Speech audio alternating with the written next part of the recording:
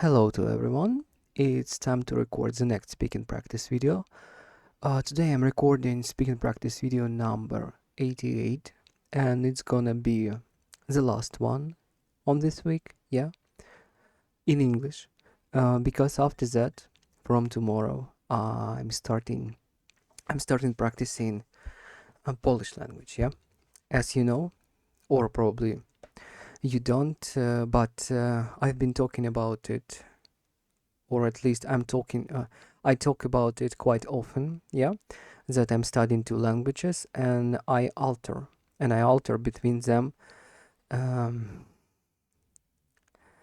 in a schedule format. I mean, 2 weeks for Polish, 2 weeks for English, yeah, and I'm just switching between them. And today is the last day of English speaking practice, and actually that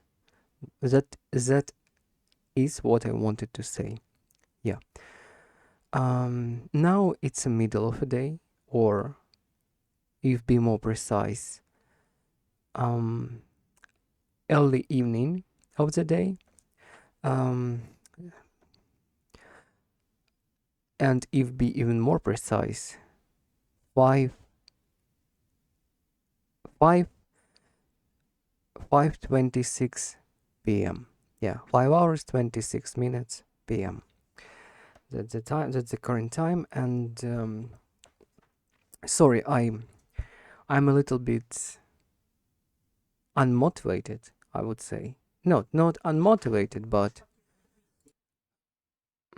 okay, what I've been talking about. Sorry, I've been interrupted, and now I'm ready to continue.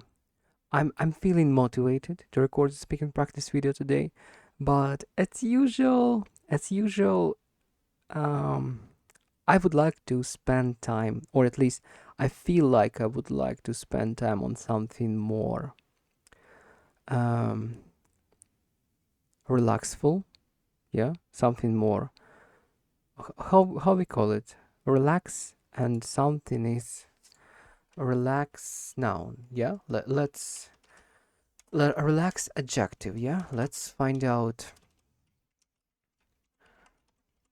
in order to be precise in what I'm going to say. I want to say, let's use Google Translate. Relaxed, yeah. Relaxed, relaxing, yeah.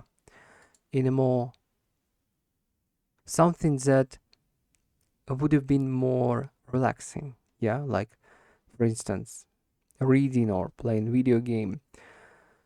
um, Despite of the fact that today is Monday, I'm not very productive on Mondays, yeah.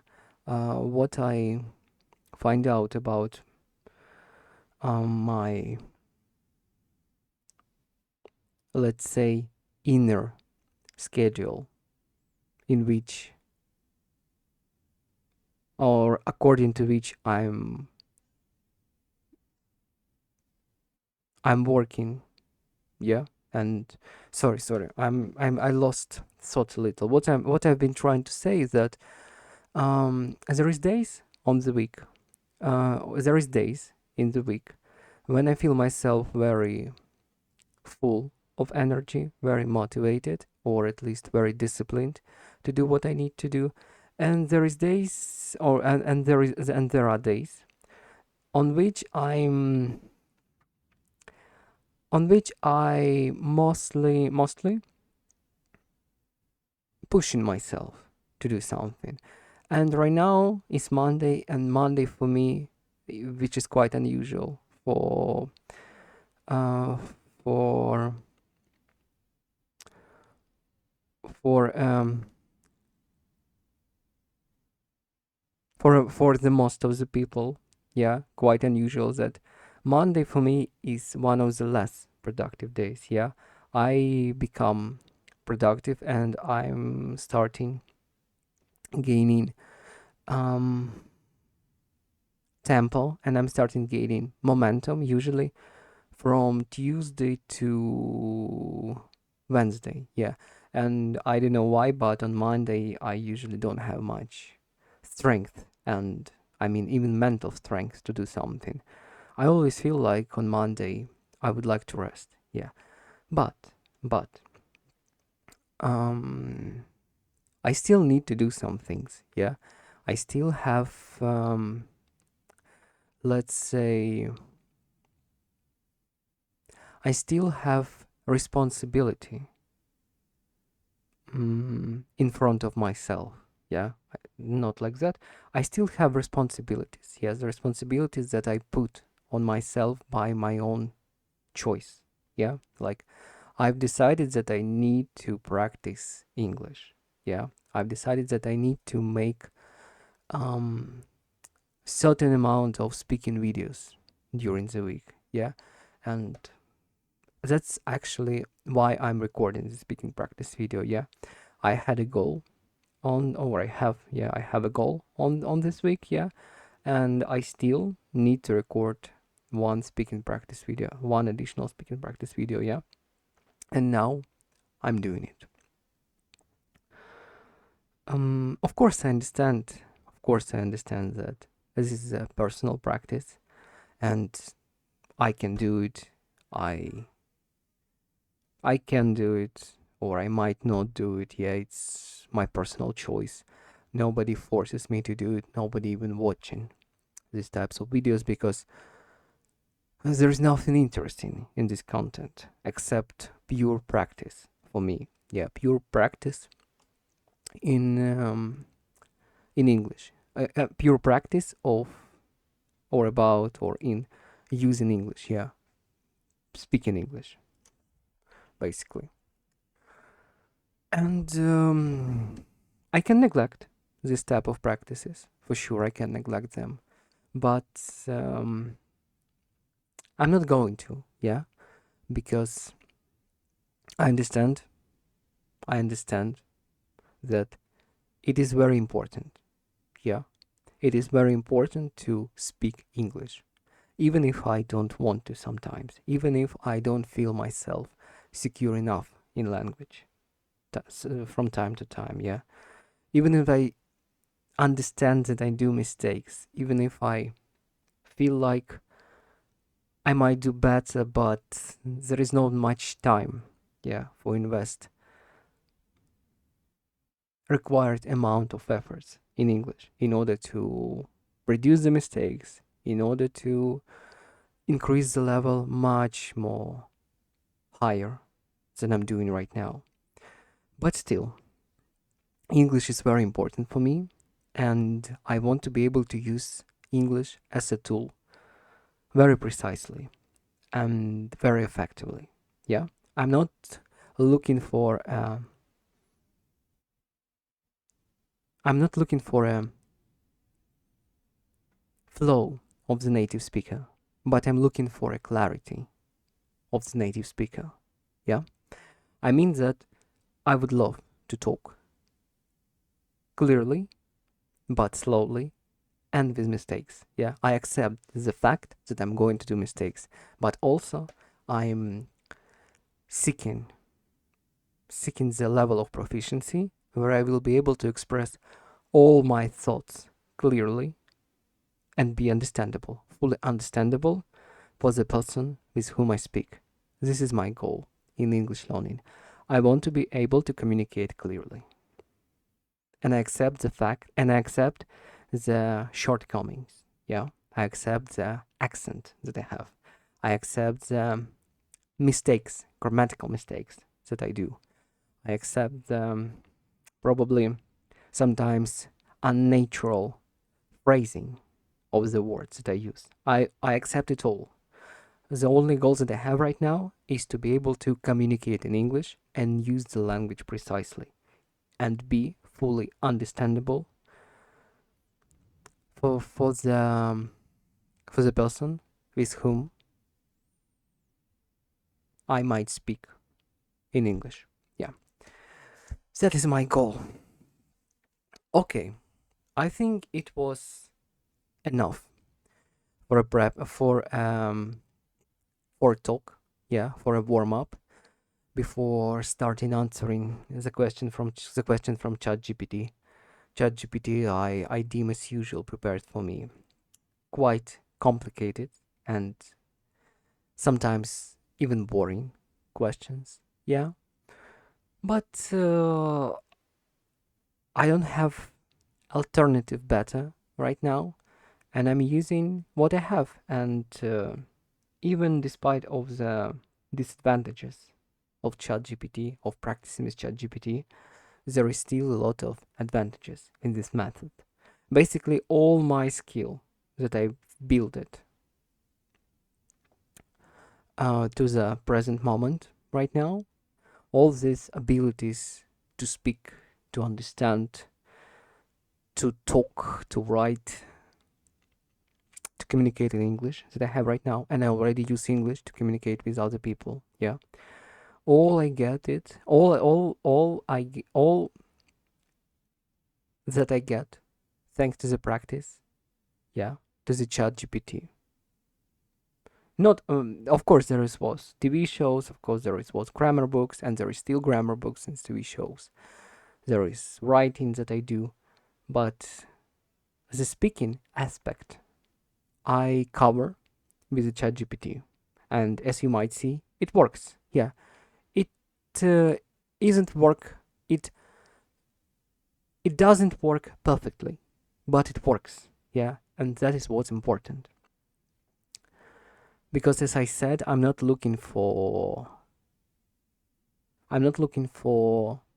perfectness right now, yeah, or flawless right now. I'm looking for the sufficiency and effectiveness of the language. So, okay, let's move to the Chat GPT. Okay, so question number one. Many cities are becoming increasingly. Okay, sorry, 1 minute. Many cities are becoming increasingly similar. Do you think this is an inevitable result of globalization, or is something being lost in the process? Okay, let's reread it again. Many cities are becoming increasingly similar. Do you think this is an inevitable result of globalization, or is something being lost in the process? I don't quite understand this question. Why becoming increasingly similar is a bad thing? Yeah, especially if we are talking about a progress. Yeah, a progress, grow, um, things basically. Yeah, if we are talking about things that makes our living and functioning of the city better. I mean technologies. Yeah, because I think this is a question about technologies mostly. Yes. Um. At first, I would like to say that I disagree. I disagree with the idea that cities are becoming increasingly similar. You can prove it by yourself. Yeah, you can prove my point by yourself. You can even just to think about it. Yeah, when you travel even to the neighbor city to yours. Yeah, even to the nearest city of yours. It's still there are still differences. Yeah, there is still differences between cities, between local communication, between how it all works, how it all organized, and and when you travel abroad, at least that's how it works in my case. If you travel abroad, you see drastic differences. You see absolute different levels of development in the cities. So let's say from my perspective, if this question was truthful, truthful, I would love it to be real. I mean, if this question was truthful, I would love it to be in this way. Yeah, like I would love my city to be similar, increasingly similar to to some European city, yeah, or to some American city. Yeah, I mean cities that are productive, the cities that are mm, increasing their development during the time, increasing their, enhancing their development, increasing their growth, increasing their comfortability during the time. Yeah, I would love my city be similar to that cities, but it is not what I see.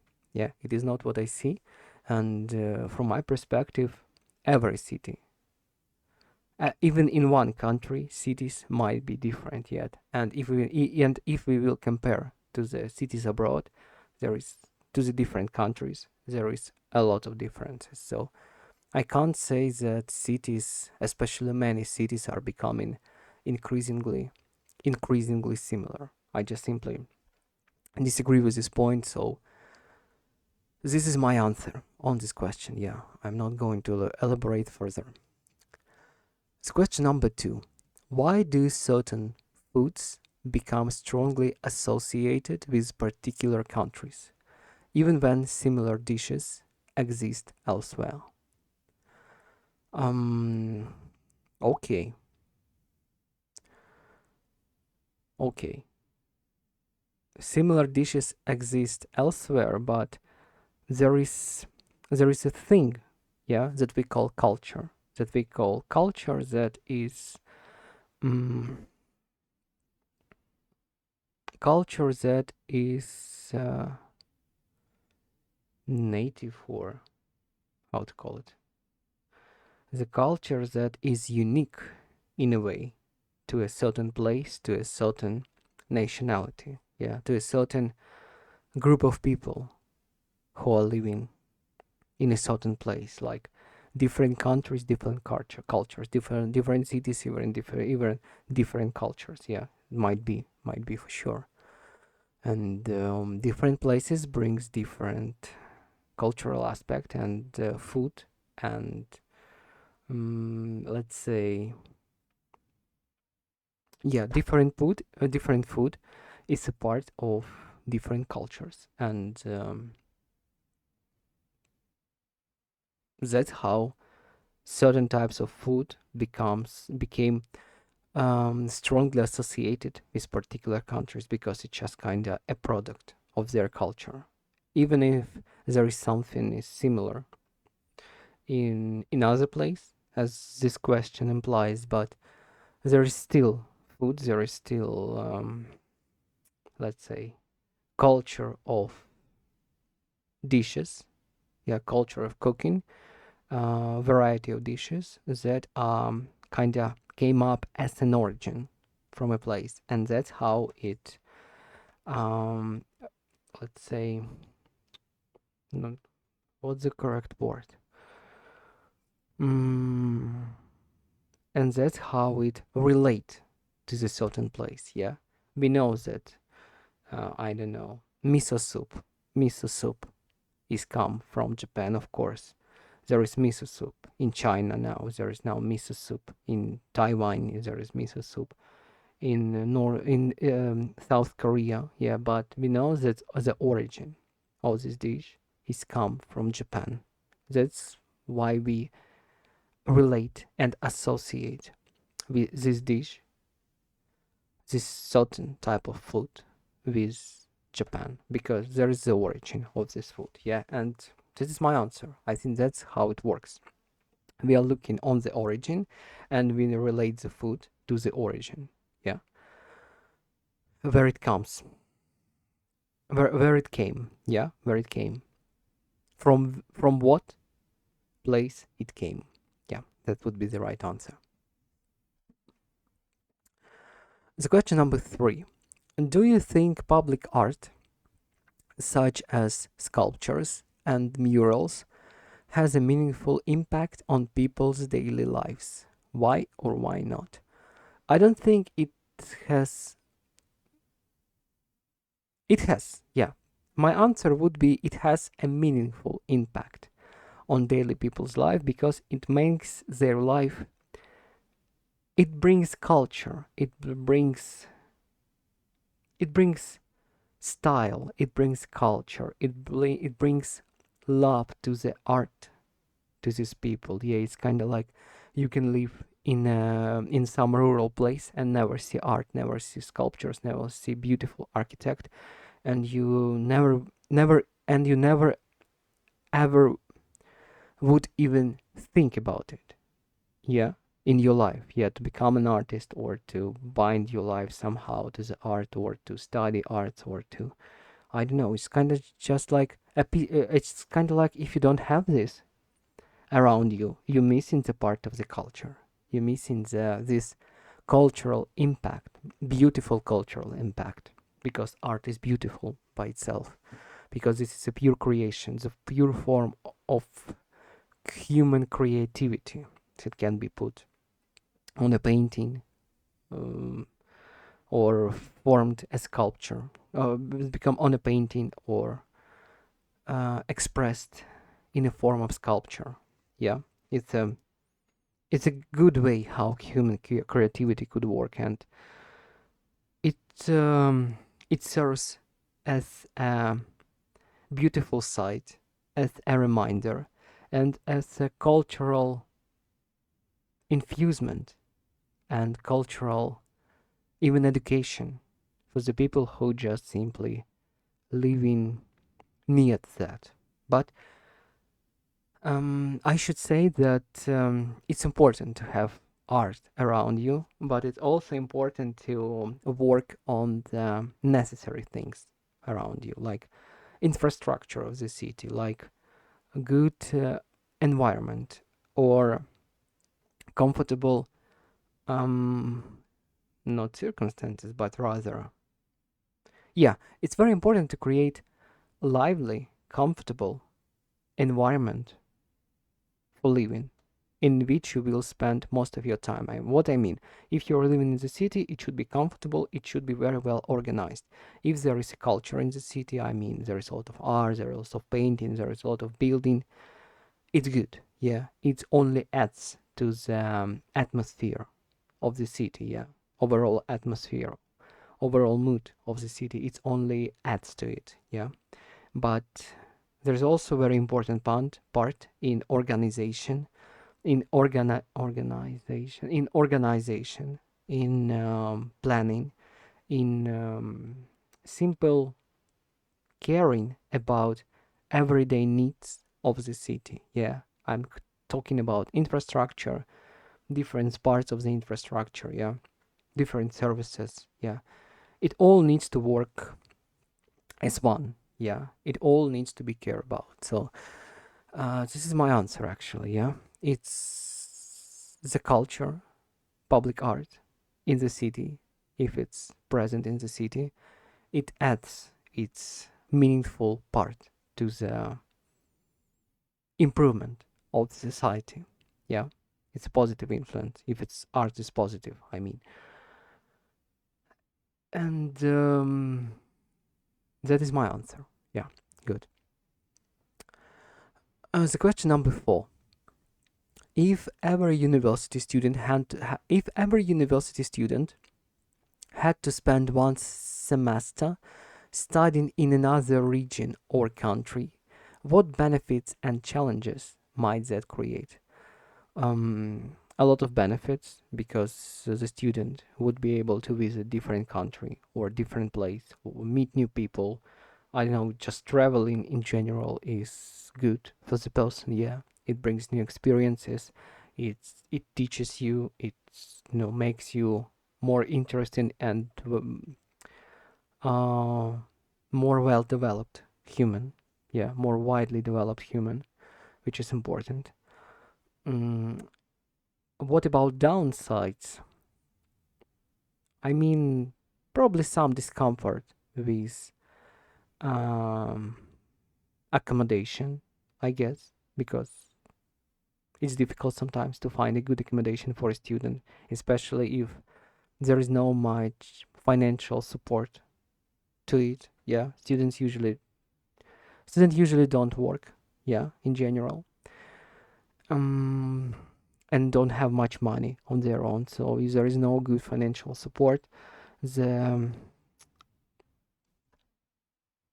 not circumstances, but how we call it. There is environment, there is circumstances, but there is also. 1 minute. I need to Google this word. It's important.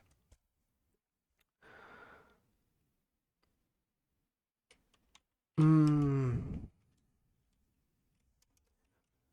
how we call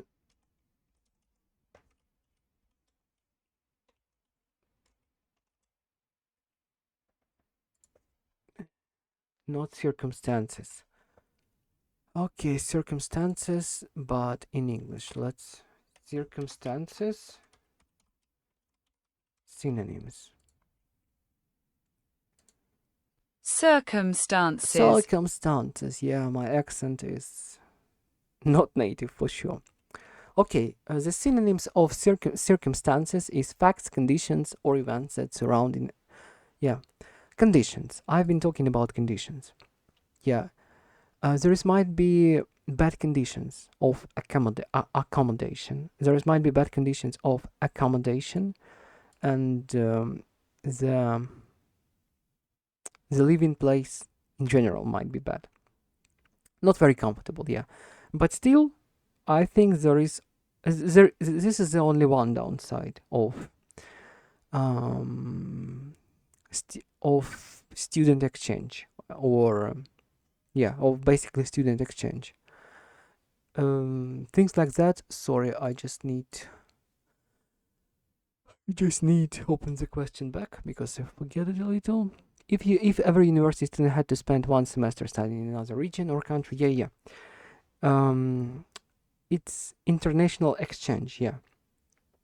From the student perspective, this is the best opportunity to experience new country, new culture, and different place of living, and even stay in a different country if the student really likes to be there. Yeah, it's just kind of it's an opportunity for a student to change his life. Yeah, like for instance, there is an example of students who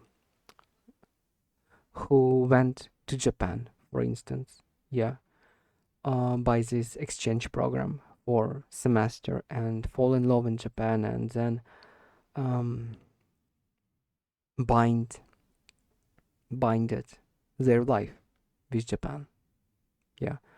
Also by similar exchanging program or already by job offers or things like that. Yeah. So that's my answer. Yeah. The question number 5. Why do some people enjoy documentaries while others prefer fictional stories? What does each type offer? Okay, I don't know why do some people enjoy documentaries and while others prefer fictional stories. I think it's a personal preference, what you like more and what you like less. Yeah, what involves in you more interest, I would say. For me, for instance, I prefer fictional stories because I like fantasy worlds. I like stories. I don't like much to spend my free time. Let's put it in a way, in a real world, um, in a real world stories because real world is fucking harsh. Real world is difficult and you spend most of your time in a real world, and when you have a free time it's kind of like a good way of relaxing to spend your time in some kind of in some kind of um, imaginary story or fictional story that is good, that is very in which the heroes always wins and etc etc. Yeah, I mean, we need some kind of recreation for our mind. At least I need this type of recreation for my mind. Yeah. It's difficult to live in 100% in a harsh reality day by day, but okay. What does each type offer? I think I already explained what fictional stories offer. Yeah. Just another world, interesting worlds in another worlds, interesting worlds, good worlds or bad worlds. It's just kind of you consume the magnificency, or you touch the magnificency the of human creativeness, yeah, when you read fictional stories, yeah, because soul was created by humans, by very creative minds, by very creative writers and builders. It's just very interesting to study, yeah, to be audience or follow it, to be an audience to study it. What about documentaries? Documentaries, it's stories from real life, yeah, real life stories, and it's also very interesting sometimes, but real stories not always and good, yeah, and real stories does not offer you some imaginary, unrealistic things, yeah, to perceive or uh, to behold. Yeah, so as I said, still both are interesting. Both have different aspects that attract people, attract audience, and I don't know. In general, people can spend time in these two fields. I, for instance, sometimes I want to watch some historical videos about the history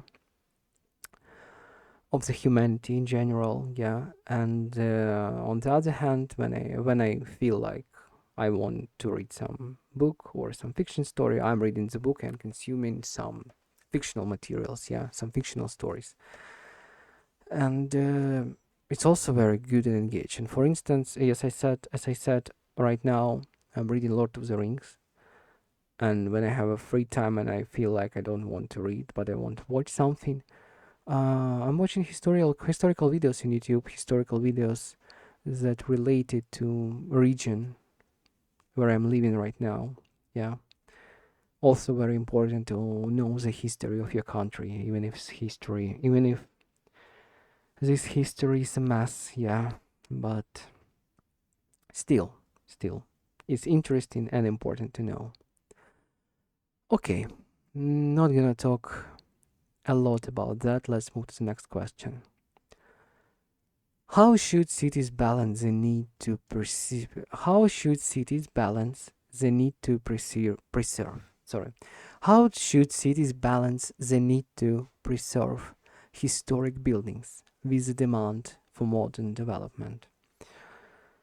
Um, Very easy, I guess. The historical buildings just needs to be preserved as a rule, yeah.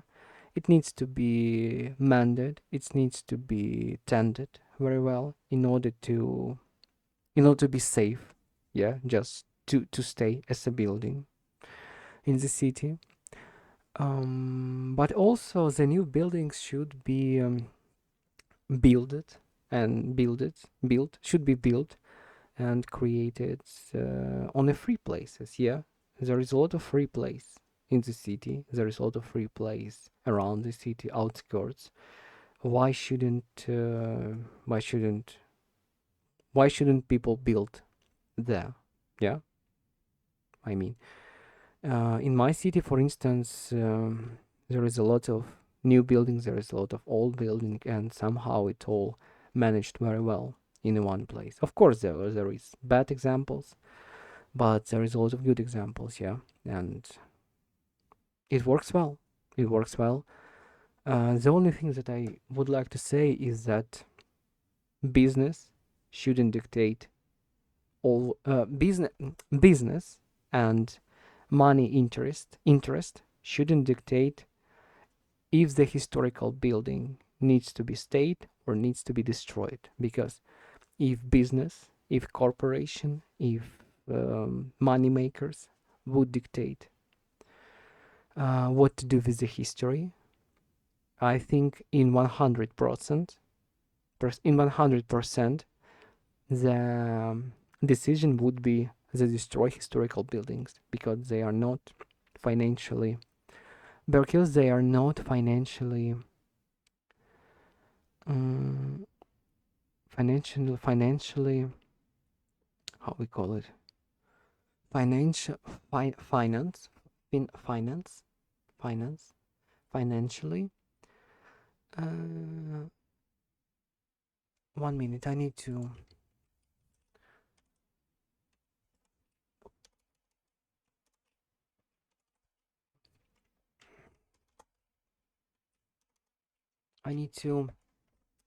Google the words that I wanted to say. I'm sure.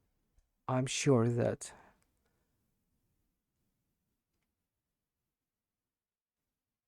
I'm sure that I know this word, but profit. Yeah, profit. Profit. The word that I've been looking for is profit.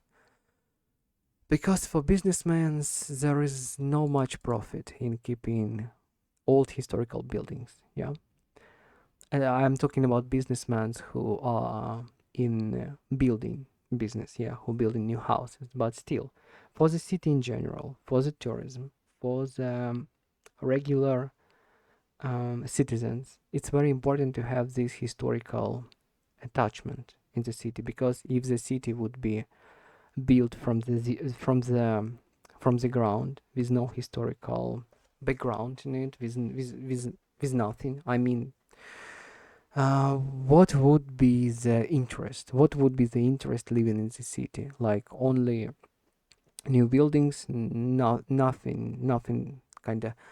I wanted to say sorry. I'm a little bit losing the pace and the idea that I want to express. But what I want to express in simple words that historical buildings are important. They brings they they add to the culture, to the overall perception of the city, to the overall outlook of the city. It needs to be tended, it needs to be cared about, and around that, in allowed places, might be built a new buildings. Yeah, just kind of to keep historical part of the city, and to also to improve the infrastructure, and also to improve the infrastructure of the city. That's how it should be. That's how it should work. That's how it should be perceived. Yeah, we keep in the historical part, and we also improving the infrastructure of the city. Yeah.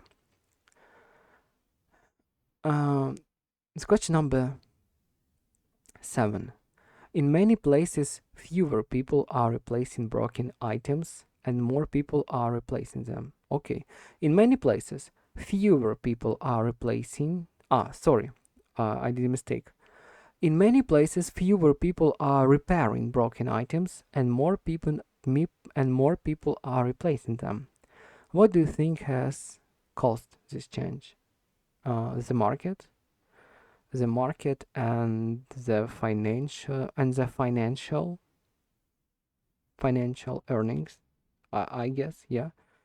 If people have free money, and if people have opportunity to buy the new thing, why should they repair the broken one? If they can bought a better one, and they have opportunity to bought that, how this is how economy works, that how market works. Yeah, nothing bad about this except the fact that if the old uh, if the old things, old products aren't recycled properly, it all comes to the waste. It all come to the waste. It all go to the waste. It all come to the waste, and after that, from it, big, awful, drastically horrifying landfill sites are built. Yeah, this is the downside of this all is this is the only downside, yeah, of buying a new thing and not keeping old ones. Yeah, if the things that you used do not recycle properly, it's going to go on a field site, and on a landfill site, and landfill site is just like a cancer for our planet, directly speaking. Okay. So question number 8. If scientists developed a safe way to slow down the aging process, what social changes do you think would follow? Mm, rich people would reach for the prolonged life. Poor people would be continue uh, uh, yes, poor people would be continue being poor and sacrificing their lives for the sake of rich people. I don't know. Things would be the same. It depends on what type, yeah, what method of prolonged life would be developed. Organ transplantation or some kind of other some kind of other drastic stuff. I mean, or it would be infinite life for the one who can bought it. Yeah, it would create. If it were real, it would create drastic consequences for the humanity, because in that way some political leaders, let's say for instance, I don't know, some dictators in our world would be able to buy themselves infinite life and continue terrorizing humanity forever. Yeah, like infinite wars, infinite occupations by other country, infinite conflicts, infinite totalitarian, infinite totalitarianism, infinite totalitarianism. Yeah, infinite totalitarianism, totalitarian. Okay, let's totalitarianism,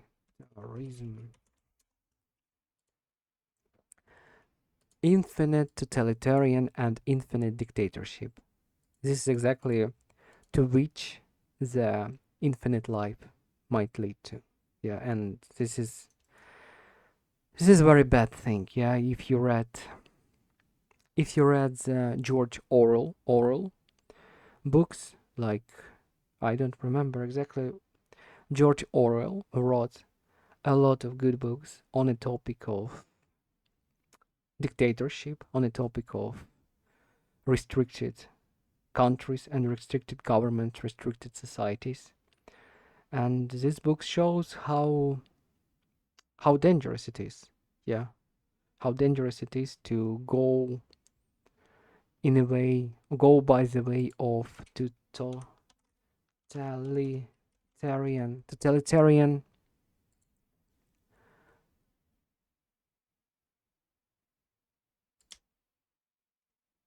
term, totalitarian term, totalitarianism. Oh fuck, Totalitarianism. totalitarianism. Oh fuck, yeah. The way of totalitarianism is the way of the end of free will in the human world. And I think if the scientist will develop a way to prolong or make the life of a person infinite, that the sad outcome from it, eventual outcome from it, yeah. Totalitarianism and dictatorship, because the dictators not gonna die. Yeah.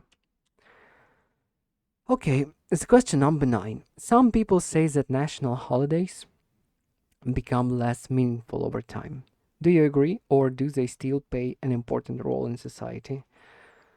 I don't know really. In my country has a difficult story, and I don't know. It's hard for us, it's very hard about national holidays and things like that, because um only now we start building our own nation, I suppose, our own country, and it all happening in my ages. Yeah, and for instance, I don't feel like I kinda care a lot about national holidays, because I don't know, I have my life, I have problems, I have things to I need to I need to keep attention to. So if there is a national holiday, if there is no benefit from it for me as a citizen, I don't know why should I kind of pay attention to it. There is needs to be some benefits, yeah, for a citizen in order to pay attention to national holidays. How I see it. Probably I'm not right, yeah, and I'm not the person to be asked, I deem, because in my case, as I said, I don't know any national holiday in the place where I'm living. Of course, I know some kind of, but I don't know dates. I don't celebrate it, and I think that's how the most people in this country live. So I'm not the right person to answer. Yeah, I'm not the right person to be asked. So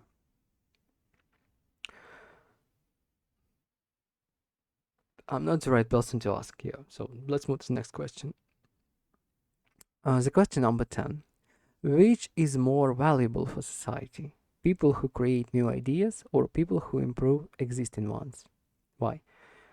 I think both are very valuable. The people who improve the existing ones and the people who create new ideas. It's kind of like it needs to work together. Yes, in it needs to work both at the same time. Yeah, like there needs to be new ideas because new ideas is a progress, and there also needs to be someone who will improve on the existing ones and on the things that already works quite well. Yeah, like you don't need new idea to create um, a wheel. Yeah, wheel is already created. It works. Just take the wheel. You can improve on it. You can, I don't know, some kind of find a way to use it more efficiently. But still, there is already a wheel, and there is no need for a new one. Yeah. So, but there still needs to be, but there still might be improvement done with using this idea of wheel. Yeah, just as an example. But also there needs to be new, as I said, new discoveries in the world. Yeah, because new discoveries is a grow, is a step forward for the humanity. So it's kind of both important and people need to pay attention. At least there needs to be different group of people, or at least two group of people, one who creates, one who improves the creations. Yeah, it's kind of like the balance. Yeah, the balance is the best choice, I deem. Okay. Okay.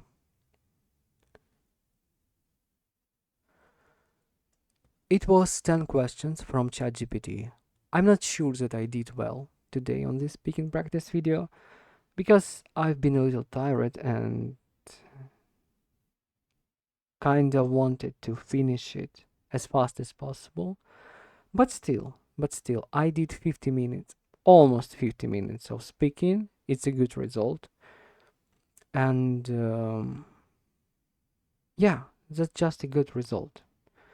In future, I wish to speak English better. I wish to have more flow in English speaking. But as I noticed that I speak much more better when I speak slowly and make accents or emphasize the words that I want to emphasize. Yeah. Sorry for repeating myself, but I basically speak better when I speak slowly and make and emphasize the words that I want to emphasize. Yeah, the ideas that I want to emphasize. So I think I will stick to this way of speaking. Yeah, to this manner of speaking. Slow, but slow, but um, not precise. Rather clear. Yeah, slow and clear speaking with pauses, with accents, but still very understandable and legible, very understandable and legible to hear.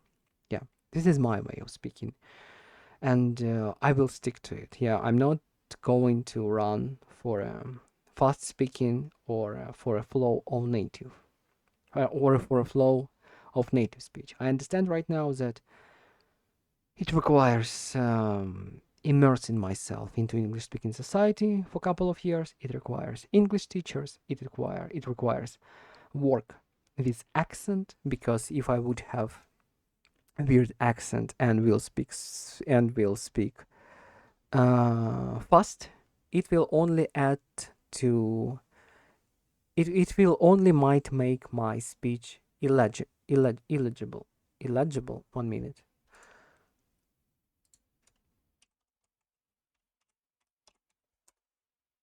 Illegible. Illegible. It only might make my speech illegible. Yeah, and I don't want it. I want to be clear. Yeah. So thanks for watching again. Right now I've been speaking for 50 minutes for sure. See you in the next speaking practice video.